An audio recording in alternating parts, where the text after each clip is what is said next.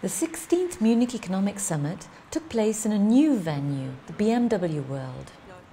The IFO Institute is now the sole organiser of the conference, which will focus on the economics of key European policy issues. The summit is about dialogue, about discussion, about the meeting of people from academia, from business, from the public sector. Politicians are here, business leaders, and the idea is to exchange views and concepts and visions about the future of Europe in that case. So this year we are focusing on the current situation of the EU, the position of the EU in the world, and the look inside. Is the EU moving towards ever closer union, or is the EU moving towards a Europe of multiple speeds? What are the right concepts? Later today we will talk about European Monetary Union. This is one of the internal issues. Europe needs to get the Eurozone reformed and into a position where it is more resilient than it used to be, because the next crisis will certainly come and we don't want another Euro crisis. The first keynote speaker was Gnther Oettinger, EU Commissioner for Budget and Human Resources.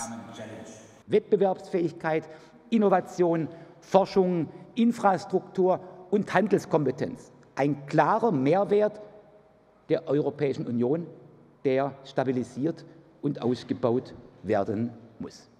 Wir sollten uns die Freizügigkeit im Inneren erhalten. Sie ist ein hohes Gut. Waren, Güter, Devisen, Dienstleistungen und Menschen, Arbeitnehmer, Arbeitgeber, Touristen, freizügig auf dem ganzen Kontinent unterwegs. I think it's important to say at the very beginning of every discussion that Europe still is an extraordinary example for what is possible if nations decide to work together. It is possible to move on, to overcome it. Today, despite all the problems and challenges, there is nowhere on the planet where people live more secure, more democratic, free and peaceful than in the European Union. Do you think we should be liberal and open and let the Chinese come in and be happy that they invest? Or should we ask the question, you know, is this in the strategic interest of Europe, and should we regulate this investment? I know this is a difficult question. Well, to answer, my reaction to your difficult question is to ask another question, as usually economists often do that. That's a very good strategy. What do we mean by investment? Do we mean technology? Do we mean property? Do we mean shareholding, or so forth?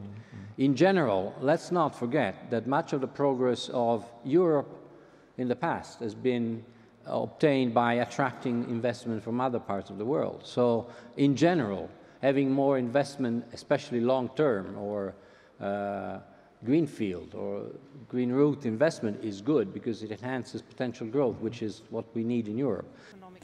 The first panel, chaired by Katinka Barish, discussed the role and competitiveness of Europe in a new world order. Panel members included Arantxa González, Executive Director of the International Trade Center, who gave this summary of the panel's focus. Well, technology is the basis for the competitiveness of the economies in the 21st century. And Europe is lagging behind in this race to become a competitiveness hub through technology. And this is why I strongly feel that Europe has to invest more resources into digital Europe, into technology Europe, as a means to improve the competitiveness of its businesses, as a means to better connect with the rest of the world, as a means to give the European citizens, the men and the women in Europe, an opportunity to compete in the economy of the 21st century. We had a very lively discussion about the state of the global economic order. Some of the questions that came up: is it Trump that caused all this protectionist threat and the dislocation that we're seeing at the moment, or is Trump indeed a symptom of much deeper forces of global power shifts and social dislocations in rich countries? And even if Trump retired tomorrow, would we still have a threat to the global liberal order? So these were some of the questions we discussed. Agriculture can sum up some of the debates we had about the usefulness of tariffs more generally. Because what our panelists said, I mean, the audience pointed out that European agricultural tariffs are higher, and Trump says that's why American farmers can't export to Europe. But for me, the importance of that debate was that tariffs are really not a very smart way of fixing things in the modern trading world. Panel 2 looked at the future role of the EU, Europe as ever closer union. Professor Giuseppe Bertola of the University of Turin gave the introductory presentation. The panel of experts from 4 EU countries was chaired by John Peet of The Economist. We're discussing Europe as ever closer union and the future role of the EU, I guess particularly focused on the internal issues of the EU, not perhaps very much the euro, because Clemens is going to talk about the euro tomorrow, but I dare say it will come up, but a lot on things like migration, prosperity, European cohesion, anti-EU movements and political parties, expectations of what are called Eastern European member states in the programme, although I sometimes call them Central European member states. They had no prospectus for what the country would look like afterwards, other than that we would be free, we would be autonomous, and we would recover our sovereignty. There was no coherent, serious economic or any other project behind it. So it's not surprising that you are now confronted with a large degree of chaos in London and in the UK debate. Well, I was just thinking in response to Giuseppe that it is sometimes said that the 3 things that have done most to bring the EU 27 together are Vladimir Putin, Donald Trump and Brexit. So yes, external pressures clearly do have an impact. The second day of the Munich Economic Summit began with a keynote address by Timotheus Höttges, CEO of Deutsche Telekom, who spoke of Europe's role and competitiveness in a digital world. Europa ist stark. Wir haben eine hervorragende industrielle Basis. Und wir haben alles in der Hand, auch in Zukunft erfolgreich zu sein. Das lohnt sich, denn eine gute Wirtschaftspolitik ist auch eine gute Wertepolitik. Was uns vielleicht noch fehlt, sind Mut und Optimismus. Panel 3 then examined Europe's role in the digital economy. How should we regulate large internet companies was an issue addressed by Professor Mayer-Schönberger of Oxford University.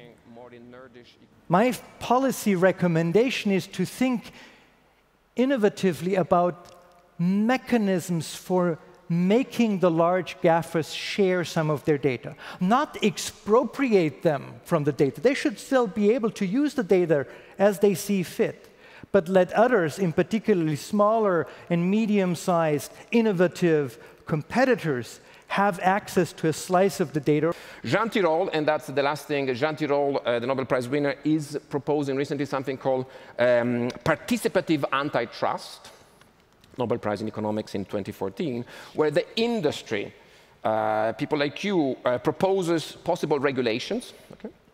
And antitrust authorities then issue an opinion. Clemens Fuest gave the last keynote address with concrete proposals for Eurozone reform. Panel 4 then examined the future development of the Eurozone. Professor Markus Brunnermeier of Princeton University discussed ideas on how to reshape the EU's financial architecture. It's amazing how much influence Europe has lost. And nobody talks about Europe. Everybody looks, if you're outside of China, everybody looks, oh, how does China do it? And how's the Chinese model? And they look to some extent to the US. And there's this new Silicon Valley developing in China and Shenzhen and all this. So it's fascinating what's going on there. And it's all about venture capitalism. And we don't have a culture in this in Europe. And this is an essential thing to do. We wasted 10 years on the Euro crisis, but we have not developed, the capital markets union is going that way. But there has to be an active effort to go this way. Otherwise, Europe will lose, that there's no question about it. Nobody talks about Europe anymore. First of all, I try to say in my presentation that I really think, and there I fully agree with Professor Zinn, that I think 80% of the problem is at the level of the member states. And all these nice, fancy things which we are trying to present here are good, but they are also highly complicated. Thank you very much, Marek. I completely agree to your analysis, I have to say, and we've also got this feedback to our proposal of people saying, look, you know, does this have to be so complicated? I think, you know, a currency union of several states is complicated. At the same time, I agree to your point, you know, fully about the member states really being the important challenge, you know, and I would also assess, you know, agree to your number, 80% of the issues need to be addressed at the member states and 20% maybe, you know, at the European level, and these 20 won't save us. Giuseppe Bertola made this point about other federations having been created by wars. There it went quickly, but it was violent, and the European Union is moving painfully slowly. This is something I've learned during the last 2 days. Still, you know, I have hope that this movement is at least going into the right direction. We might even discuss that. During the two-day conference, summit participants were able to discuss the complex issues involved in reshaping Europe. I think the panel was very instructive in the sense that it showed that there are no easy answers. It showed that it has to take time, it has to take attention to come to terms with all the details that are necessary to really build bridges and to find solutions. On the macro side, there are lots of very important arguments why things would be difficult. It comes down to relative prices, it comes down to imbalances, and it was obvious that it takes creativity, it takes building bridges, it takes the right language, the common language, and it's not going to be easy, but one of the key takeaways from this summit was that if there's a will and there's courage and creativity and attention that goes beyond the simplicity that's often portrayed in the media, then there are possible ways out. The next Munich Economics Summit will take place in 2020 and will once again focus on the economics of a key European policy issue.